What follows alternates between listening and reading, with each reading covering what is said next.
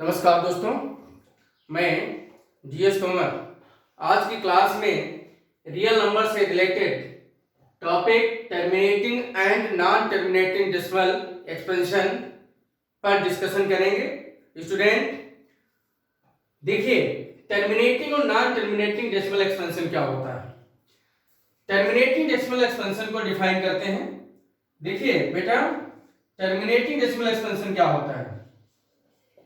Terminating decimal expansion,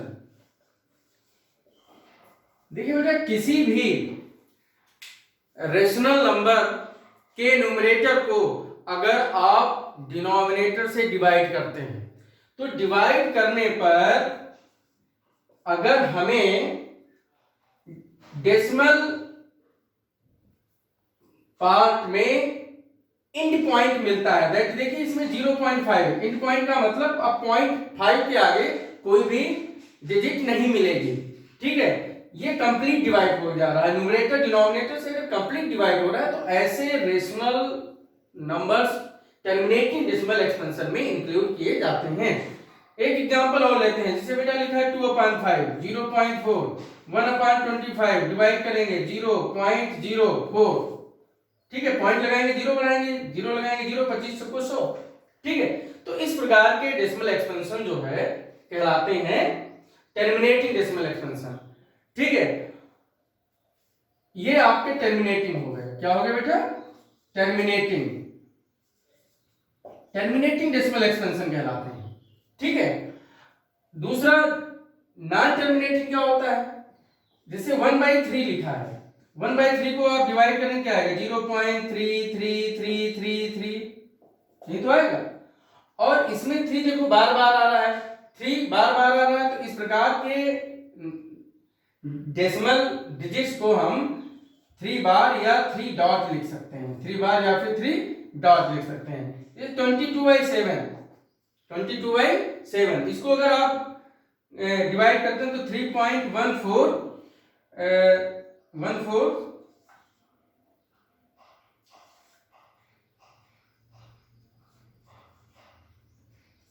ये आपका बार बार repeat होगा 142857।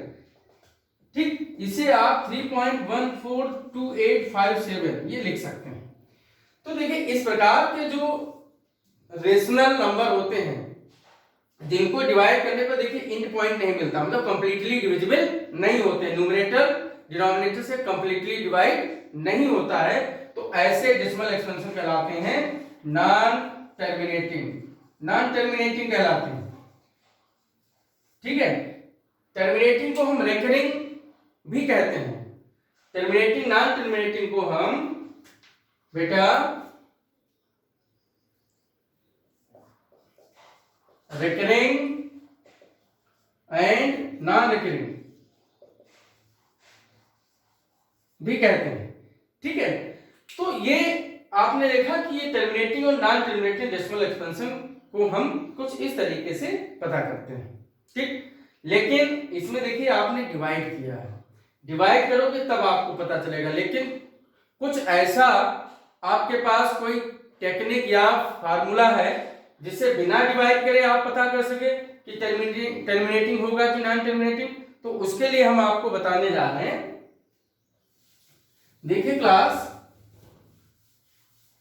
अगर किसी भी रेशनल नंबर के डिनोमिनेटर के अगर आप प्राइम फैक्टर करते हैं, सपोज दैट आपका एक रेशनल नंबर दिया है बेटा, रेशनल नंबर आपका गिवन है p/q। रेशनल नंबर क्या गिवन है बेटा? p/q।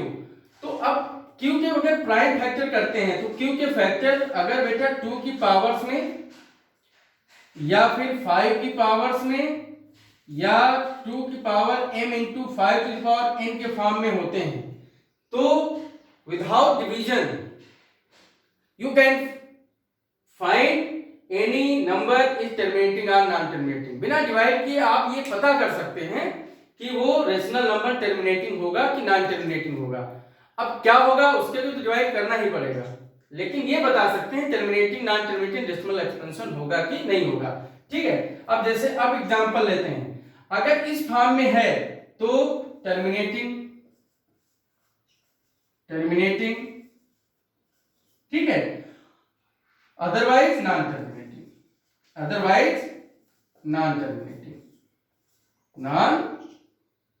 टर्मिनेटिंग, ठीक है। तो इसमें अब एक एग्जांपल लेते हैं बेटा, देखिए जैसे लिखा है 2 अपान 38, 2/38 में आप डिनोमिनेटर ये इसको क्या लिख सकते हैं, इसको 1/19 लिख सकते हैं। तो अब देखिए 19 के फैक्टर जो है ये 2 की पावर m इंटू 5 की पावर m के फॉर्म में नहीं है, 2 की पावर m इंटू 5 की पावर m के फॉर्म में नहीं, इसके फैक्टर कर ही नहीं सकते। तो ये आपका जो है नॉन टर्मिनेटिंग हो जाएगा। क्या हो जाएगा बेटा, नॉन टर्मिनेटिंग। क्लियर। अब देखिए लेते हैं हम 7/250, 7/250। अब इसमें हम बेटा 250 के फैक्टर्स करते हैं, तो 250 के फैक्टर 2 इंटू 5 क्यूब होंगे। 250 को क्या लिख सकते हैं, 2 इंटू 1 टू 5। 250 को हम लिख सकते हैं 2 इंटू 1 टू 5, लिख सकते हैं कि नहीं। तो 1 टू 5 को जब हम 2 से मल्टीप्लाई करते हैं तो क्या आता है बेटा, 250 आता है। क्या आता है, 250 आता है। ठीक। तो अब देखिए ये इसका जो डिनोमिनेटर है वो इस प्रॉपर्टी को होल्ड कर रहा है, इसका मतलब ये आपका टर्मिनेटिंग होगा। क्या होगा बेटा, टर्मिनेटिंग। याद कर लीजिए, डिनोमिनेटर के फैक्टर कर लेते हैं। जैसे मान लेते हैं लिखा है 2/25, तो ये आपका 2 अपान क्या हो जाएगा बेटा, 5 स्क्वायर इस फॉर्म में है, इसका मतलब ये भी टर्मिनेटिंग होगा, ये भी आपका बेटा क्या होगा, टर्मिनेटिंग डेसिमल एक्सपेंशन होगा। एक एग्जांपल और लेते हैं 3/36, तो 3/36 तो ये 1/12 हो जाएगा। अब इसके देखिए फैक्टर 3 इंटू क्या होगा, 2 स्क्वायर, 4 या 12, 4 या 12, तो 3 इंटू 2 स्क्वायर। अब देखिए 3 इंटू 2 स्क्वायर इस फॉर्म में नहीं है, 2 इंटू 3 स्क्वायर इस फॉर्म में नहीं है। ठीक है, तो आप नॉन टर्मिनेटिंग इसको कहेंगे। क्या कहेंगे, नॉन टर्मिनेटिंग, क्योंकि ये टर्मिनेटिंग की प्रॉपर्टी को ओबे नहीं करता है। तो इस प्रकार से आप किसी भी नंबर को विदाउट डिवाइड किए, न्यूमरेटर को डिनोमिनेटर से बिना डिवाइड किए आप पता कर सकते हैं कि कोई भी रेशनल नंबर टर्मिनेटिंग है कि नॉन टर्मिनेटिंग है। अब इसमें एक चीज और आपको बताते हैं। देखिए जो आपके नॉन टर्मिनेटिंग होते हैं उसमें दो चीजें होती हैं, non terminating decimal expansion, non terminating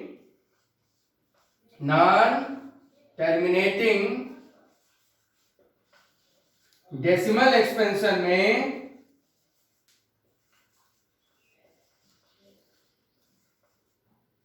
दो चीजें होती हैं बेटा, एक तो non terminating repeating,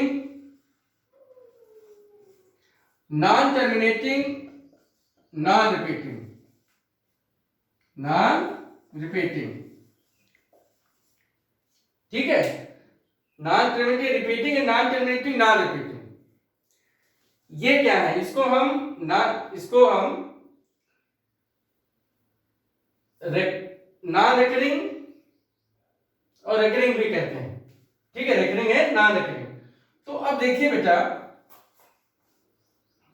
suppose that ये एग्जांपल हम ले रहे हैं 1/3, तो ये डिनोमिनेटर इसका टर्मिनेटिंग की प्रॉपर्टी को होल्ड नहीं कर रहा है, इसका मतलब क्या होगा, ये आपका नॉन टर्मिनेटिंग होगा। लेकिन ये नॉन टर्मिनेटिंग रिपीटिंग होगा कि नहीं होगा, इसके लिए देखिए डिवाइड करिए, 3 3 3 3 यही तो आएगा।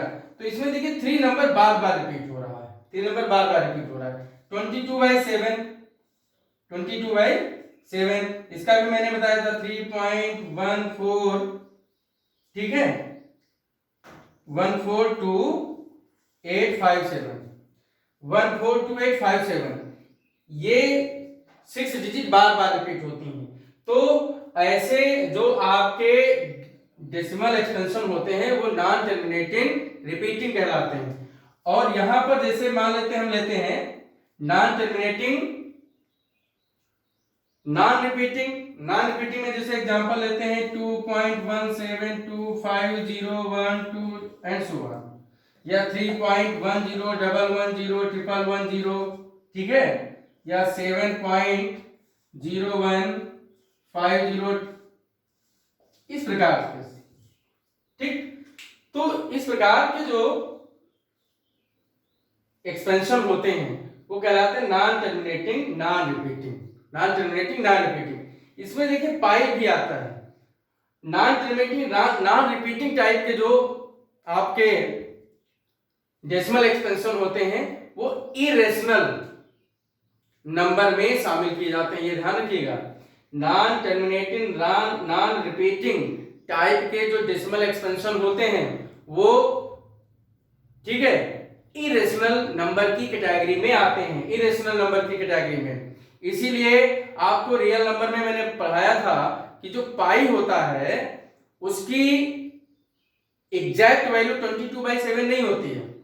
अगर एग्जैक्ट वैल्यू 22/7 होती तो फिर पाई को हम रेशनल नंबर में शामिल करते। किसमें शामिल करते? रेशनल नंबर में। पाई की जो है अप्रोक्सीमेट वैल्यू 22/7 मान ली गई है कैलकुलेशन के लिए, क्योंकि इसकी वैल्यू फिजिक्स केमिस्ट्री में कहीं भी यूज हो जाती है साइंस में, ठीक है। तो पाई की एग्जैक्ट वैल्यू 22/7 नहीं होती है, ये एजम्पशन है, ये मान लिया गया है। क्यों? पाई की वैल्यू जब कैलकुलेटर साइंटिफिक कैलकुलेटर से निकाली गई तो वो इस प्रकार की आ रही थी।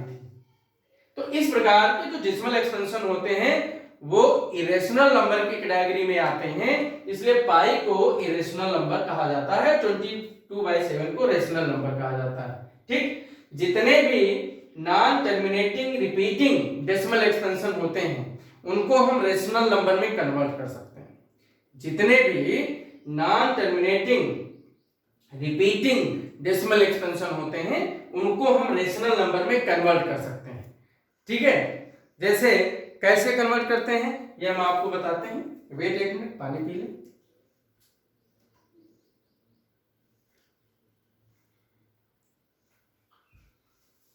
तो बच्चों देखिए, हम डिस्कशन करने जा रहे हैं कि जो आपके non terminating repeating decimal expansion होते हैं उनको हम रेशनल नंबर में कैसे कन्वर्ट करते हैं। एक क्वेश्चन लेते हैं। क्वेश्चन है convert 0.3 bar into p/q form. p/q form क्या होती है बेटा? रेशनल नंबर की फॉर्म होती है। तो देखिए इसमें हम करते क्या है, इसमें हम लेट कर लेते हैं 0.3 बार को हम x लेट कर लेते हैं, इसको क्या मान लेते हैं बेटा? x, और इसको इक्वेशन 1 नाम दे देते हैं। यहां पे एक बात आपको और बताएंगे, ये ध्यान रखना कि जो ये पॉइंट है, क्या पॉइंट, ये रिपीटेड डिजिट के जस्ट पहले लगा हो। अगर जस्ट पहले नहीं है तो आप जस्ट पहले उसको बनाते हैं, अभी आगे एग्जांपल से समझाएंगे।